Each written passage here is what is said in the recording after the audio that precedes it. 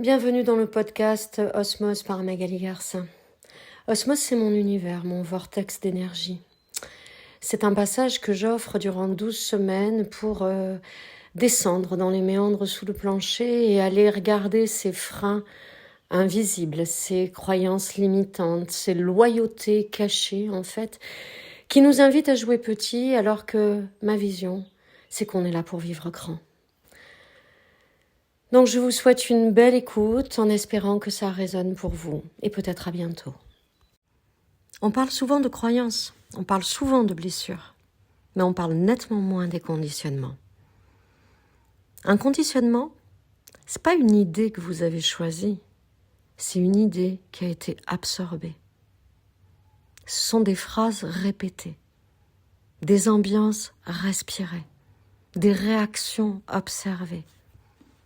Et c'est devenu des règles implicites, intégrées, sans discussion.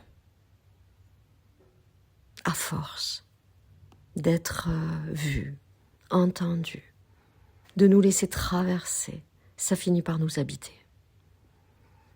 Les conditionnements en plus sont souvent simples, ils sont presque banals. Du genre ces phrases qui poussent partout. On ne devient pas riche chez nous, reste à ta place. L'argent ne pousse pas sur les arbres. Pour obtenir, il faut travailler dur. La vie, c'est un labeur. Ne fais pas trop de vagues. Tu n'es jamais content, tu en veux toujours plus. Sois raisonnable. La vie, c'est pas du rêve, on n'est pas là pour rêver, etc., etc. Ça, c'est des phrases qu'on entend une fois, puis 10 fois, puis 100 fois, puis tellement de fois qu'on arrête de compter. En tout cas, dans mon expérience. Au début, c'est juste des mots. Des mots qui sont d'abord entendus et puis écoutés. Parce qu'on les écoute, ça devient des pensées. Puis ces pensées deviennent des croyances. Parce qu'à force d'être répétées, intégrées, validées, renforcées, elles finissent par devenir des vérités.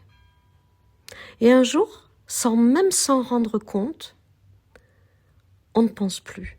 C'est une phrase que j'ai entendue, on pense, ça c'est vrai. Et là est la bascule. C'est plus une opinion extérieure. C'est plus la voix d'un parent ou d'une autorité quelconque. Ça n'est même plus l'ambiance d'un foyer, c'est devenu notre propre voix. Notre propre discours.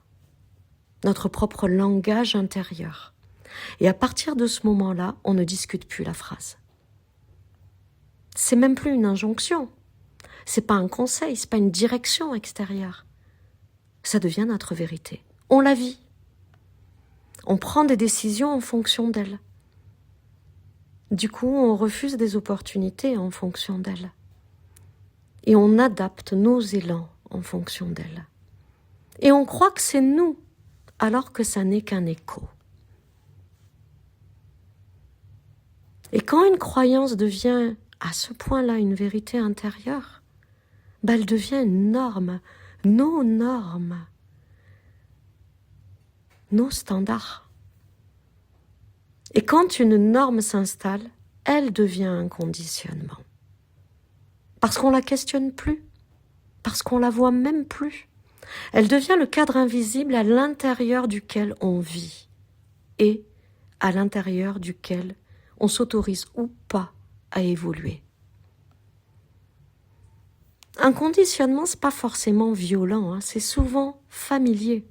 C'est une ambiance familiale, où l'argent est source de tension, où la réussite rend méfiant, pose ce regard suspicieux sur ce qui nous entoure quand la réussite est là, où la visibilité attire les critiques, où elle est condamnée, jugée, où même le plaisir devient suspect. Comment ça se fait ? Comment ça se fait que un tel est toujours dans la joie ? Comment ça se fait que On voit toujours telle et telle personne heureuse, c'est artificiel, c'est fabriqué. La joie est vite ramenée à la réalité. Comme si on ne pouvait pas être heureux, comme si on ne pouvait pas vivre dans la joie, comme si c'était forcément quelque chose de surjoué. On apprend alors, sans qu'on nous l'explique, ce qui est permis et ce qui ne l'est pas pour soi, ce qui est valorisé et ce qui est jugé. On apprend jusqu'où on peut aller sans déranger. Et ces règles deviennent nos normes. On croit choisir, mais on choisit à l'intérieur d'un périmètre déjà défini. On croit désirer, mais nos désirs sont parfois calibrés, souvent, par ce qui nous semble acceptable. On croit décider, mais certaines options ne sont même plus envisagées. Elles sont même plus vues, même plus imaginées. Et c'est là que ça devient limitant. Regardez aujourd'hui, quand une opportunité se présente, quand on nous propose davantage, quand la vie nous invite à sortir du cadre, c'est quoi la toute première réaction? Pas la réaction réfléchie, la première, celle qui surgit spontanément, c'est la contraction, le doute, le « ah oui mais », le « ça c'est pas pour moi », le « ah ça va être compliqué », ou alors « je suis pas prêt », ou pire encore, « je suis pas apte », « je suis pas capable », « je suis pas légitime », « je suis pas digne ». Et là, c'est pas la réalité qui parle forcément, c'est la programmation. Ce sont les anciennes phrases qui remontent, habillées avec notre voix actuelle. Et tant qu'on ne les reconnaît pas, on croit que c'est de la prudence. On croit même que c'est ça, la raison, être raisonnable. Alors qu'en fait, c'est juste la répétition. Parce que toutes ces normes qui étaient peut-être utiles à un moment donné, dans un cadre donné, dans un contexte donné, dans un environnement donné, finissent par nous enfermer aujourd'hui. Elles nous donnent l'illusion de la sécurité, mais elles réduisent fondamentalement notre expansion. Et du coup, on se résigne parfois, souvent, trop souvent, à vivre petit, alors qu'une autre amplitude serait possible. Pas parce qu'on n'en est pas capable ou pas digne ou pas légitime, mais alors pas du tout, en tout cas, j'ai cette certitude que ça n'a rien à voir avec ça, mais parce qu'on obéit à une norme intégrée. Et tant qu'on ne voit pas ces conditionnements, on les prend pour la réalité. Et c'est pas grave. Il n'y a rien de grave. On l'a tous fait, on le fait tous, on le fera tous encore probablement à des moments donnés. C'est ok. Ça ne veut pas dire qu'il y a quelque chose qui fonctionne mal chez nous, qui est cassé. Ça ne veut pas dire qu'on débloque. C'est pas grave. La question, c'est pas de les combattre. Il n'y a pas quelque chose à les réparer. Non. Il n'y a rien qui va pas. La question, c'est de les reconnaître. Quelles phrases ont bercé notre enfance? Qu'est-ce qui est normal chez nous? Ou qu'est-ce qui était normal chez nous, dans notre clan, notre foyer, notre environnement, là où l'on s'est construit, là où l'on a grandi et là où on s'est limité? Qu'est-ce qui était déjà mal vu à ce moment-là? Qu'est-ce qui était déjà trop? Qu'est-ce qui était considéré comme dangereux? Parce que ce qu'on appelle la réalité est souvent le reflet de règles anciennes qu'on n'a jamais choisies consciemment.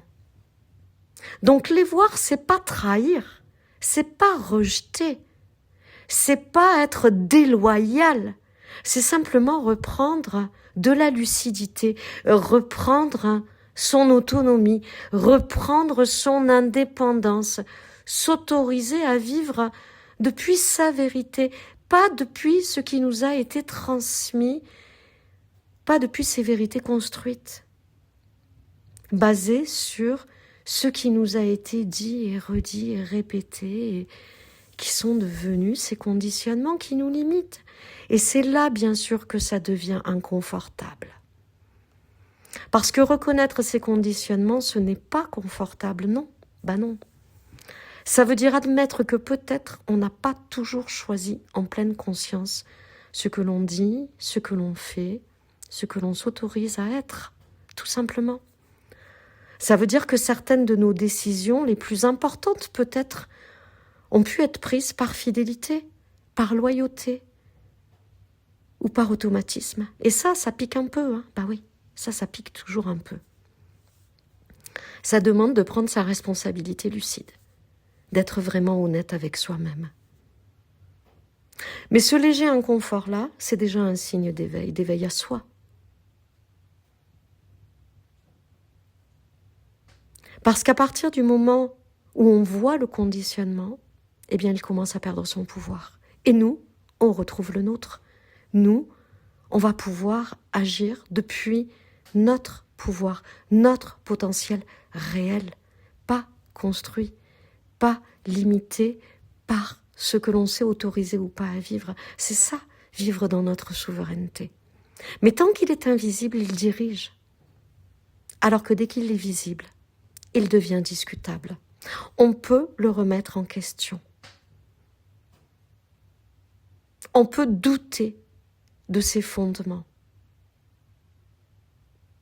Et parfois, je crois vraiment, c'est le premier pas vers une vie moins automatique. C'est là qu'on sort en fait du pilote automatique. C'est à la lumière de cette conscience-là qu'on retrouve sa capacité à pouvoir être qui l'on est vraiment. Celui qui nous permet de réaliser que notre personnalité n'est peut-être qu'un amalgame d'identités construites à partir de nos conditionnements. C'est ça que nous permet de faire.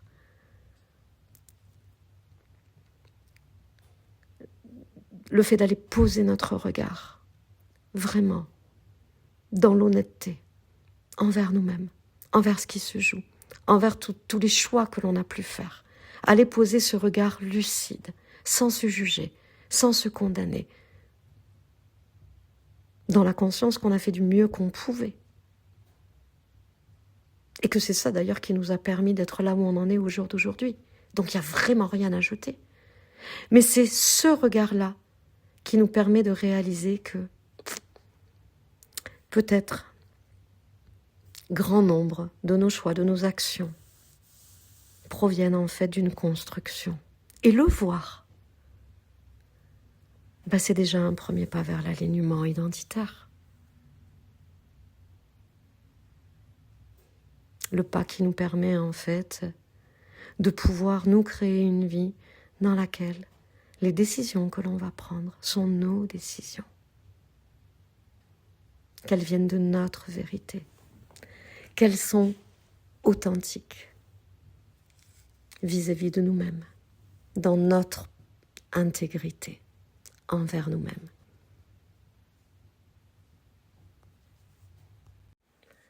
Merci d'avoir écouté ce podcast avec nous, les podcasts d'Osmose. Osmose, c'est mon univers, ma vision, ma réalité que je vous partage ici, pour vous permettre d'aller là où vous devez aller, vous autoriser à aller là où vous voulez aller. Et si ça résonne en vous, eh bien, n'hésitez pas à vous rapprocher de nous. Vous avez toujours depuis le site matière à en savoir plus ou à me contacter directement.